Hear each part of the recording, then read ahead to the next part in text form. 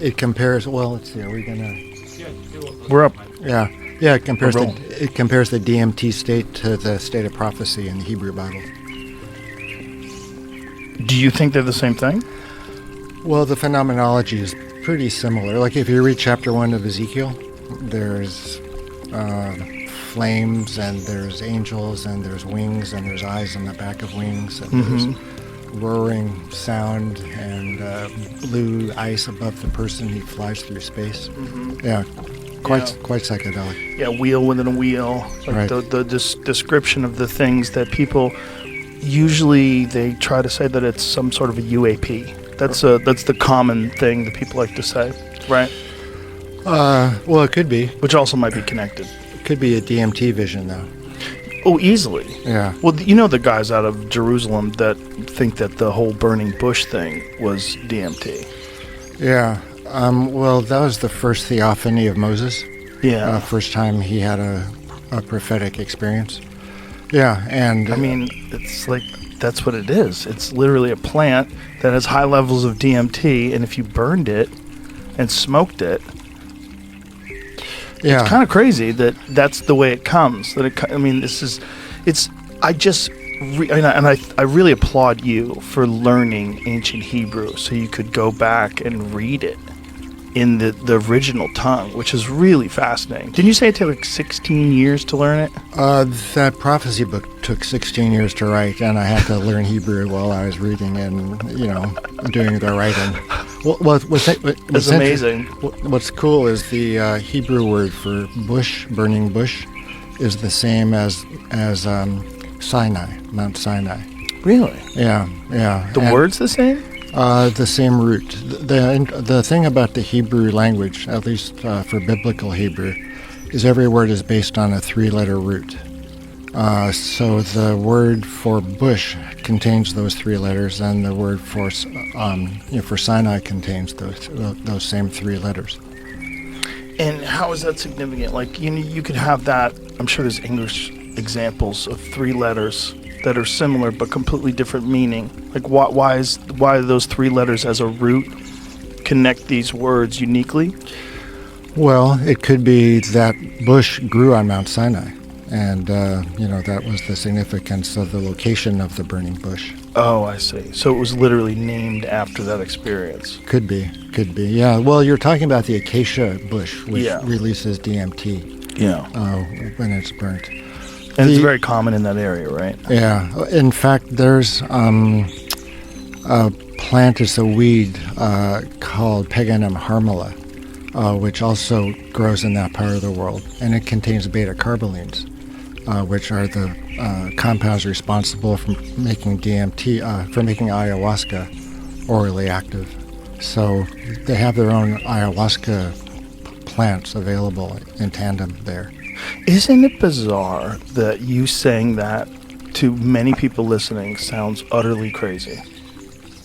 Like the proposition, just proposing that these people that were writing these things down a long time ago, these experiences, they were probably experiencing some sort of a psychedelic state, and they were trying to describe it.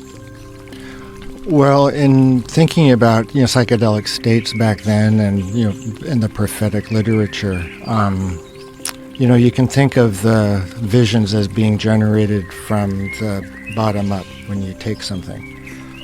In the model of the Hebrew Bible, anyway, it all comes down from God. So it's a top-down, causal relationship between the source of the visions and the visions, as opposed to them being generated by taking something. It's exogenous DMT versus endogenous DMT. And if we tried to, what is the difference, like, for your interpretation? Like, I know you had read the English version of the Bible. But what is the difference between learning ancient Hebrew and reading it in like the source language? Like, what was it like for you? Like, what made it different? Well, I mean, it might be helpful to even go back to why I started reading the Hebrew Bible. Sure. Of all things.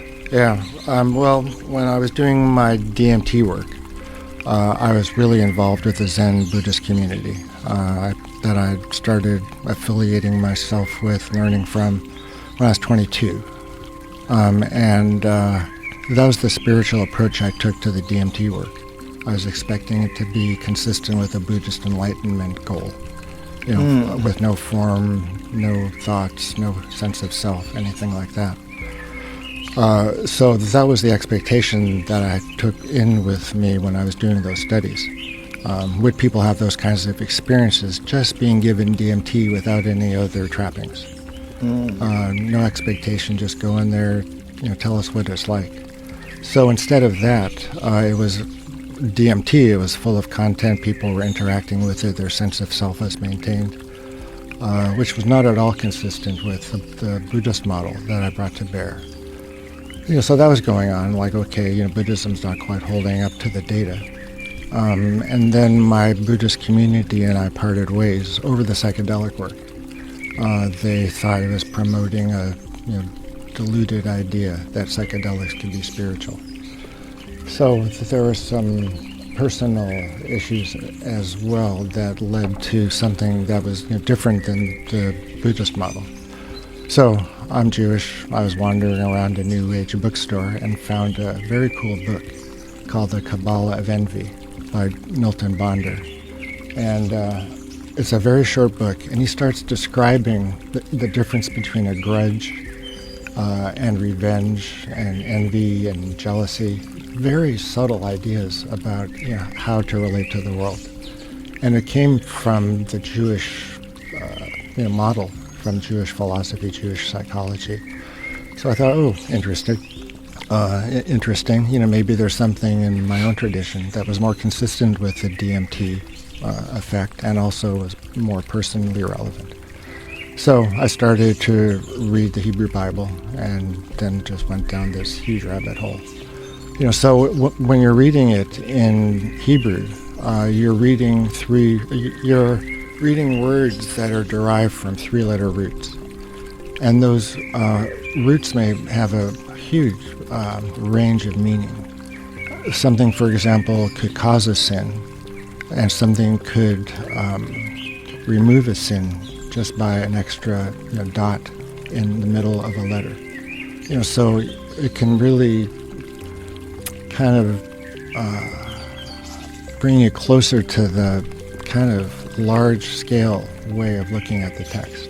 It doesn't just A follows B follows C, but it's, there's a diffuse dispersion of A, then there's B, and then there's C. There are these clouds of interaction, which are a lot more fluid than what would be a straightforward English rendition. Did you get to a point where you could think in that language? Are you fluent enough in it that you could, or are you just interpreting it? How good are you at it? Well, there's a lot of ways to interact with the text. So the first thing that came to mind when you were asking that is, back in the day I used to spin fleece into yarn and then weave the yarn into rugs. I spent after I stopped the DMT work, that's all I did for a year. It was just make rugs? Yeah, just spin wool and make rugs. Yeah, so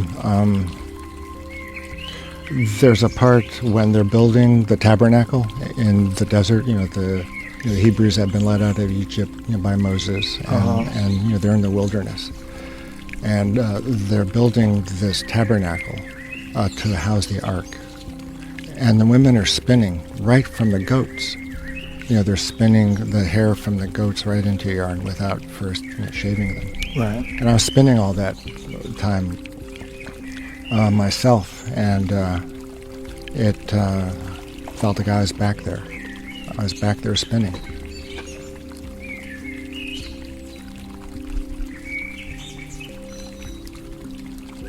I'm not exactly sure what you mean by that. Well, I was spinning yarn from a goat, a live goat. Right. And I was in the mind of the person spinning it back then. So you just put yourself into that state while you were doing it, and that's why you enjoyed it? Well, it was a like a resonance between me spinning, wherever I was living back then, and just being in a trance with the spinning, and identifying, fully with someone who's doing the spinning, like way back when, straight from the goat. Yeah, it was, what was it? I don't know. It was a trance.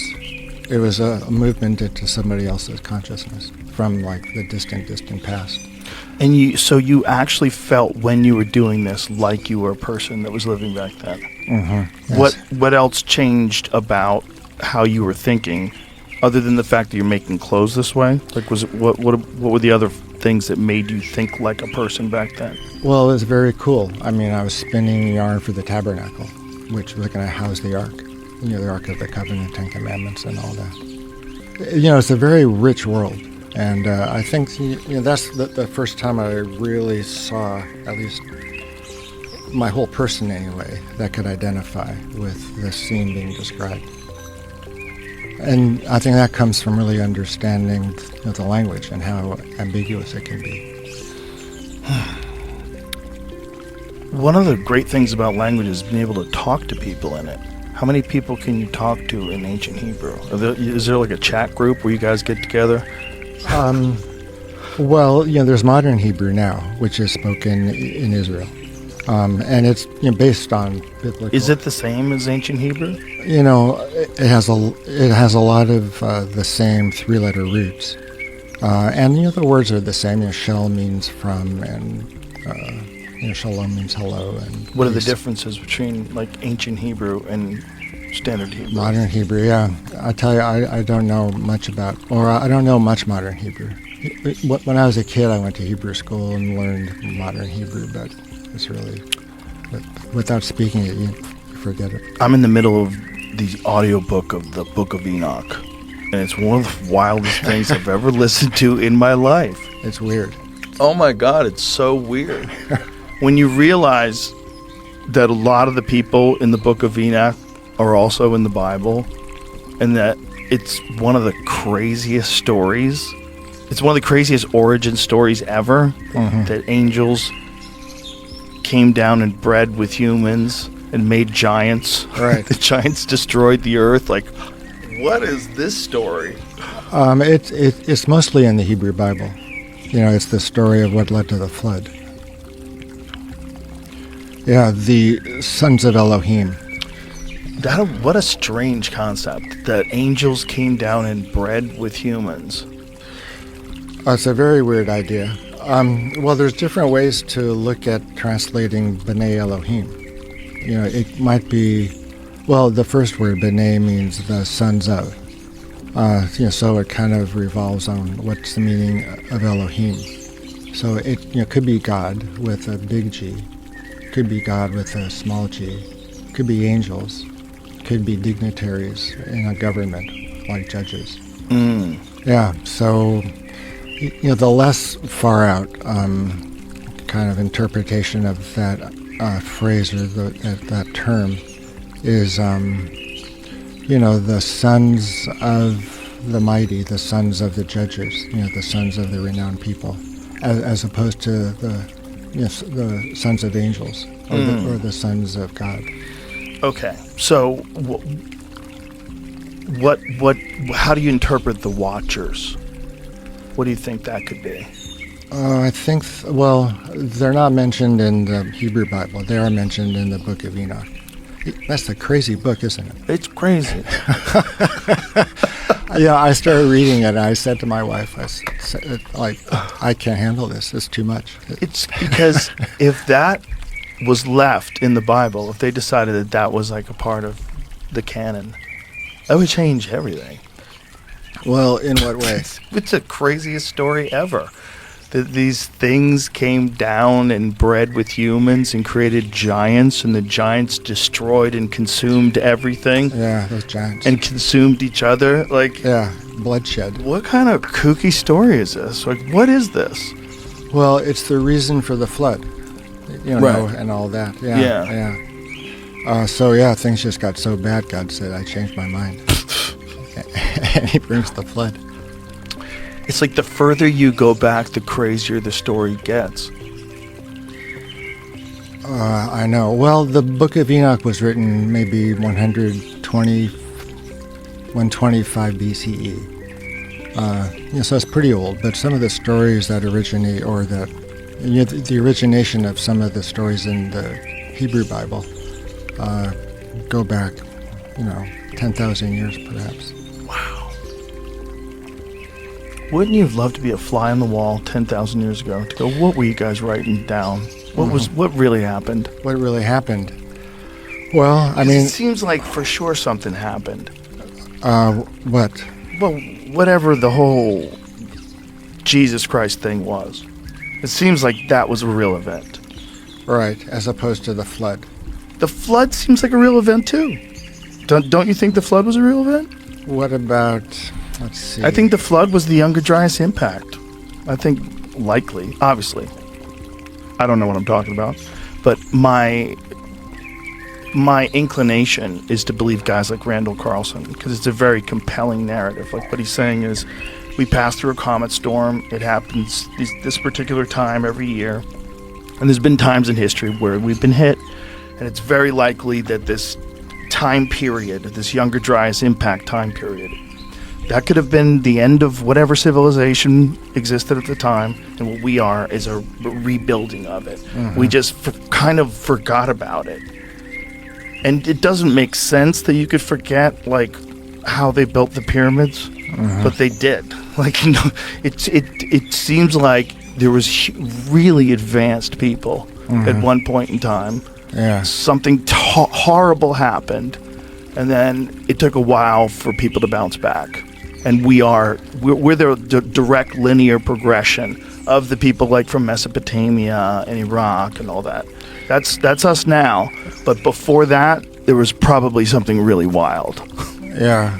Well, if you look at the text's description of the generations from Adam to Noah, what civilization was like between the beginning and the time of the end. Yeah, it became filled with violence. And, God just, said, forget it. Yeah, so that's one way of looking at the Younger Dryas, I suppose. This is what it looks like when God changes his mind. Sure. That also could have been like the Yucatan impact, right? God's like, we can't get anywhere with these fucking dinosaurs everywhere. Just boom. Yeah. About he got tired of lizards running the world for he maybe gave it a couple 100 million years. Figure it out, guys. Mm-hmm. And then they have to reset. Yeah, but what comes after us, I wonder? In 200 million years. I think it's most likely digital. Yeah. I think we're transferring what the idea of what a life form is. What does a life form do? We want to think that it has to be just like us. And I don't think necessarily that's true. I think we might be giving birth to something we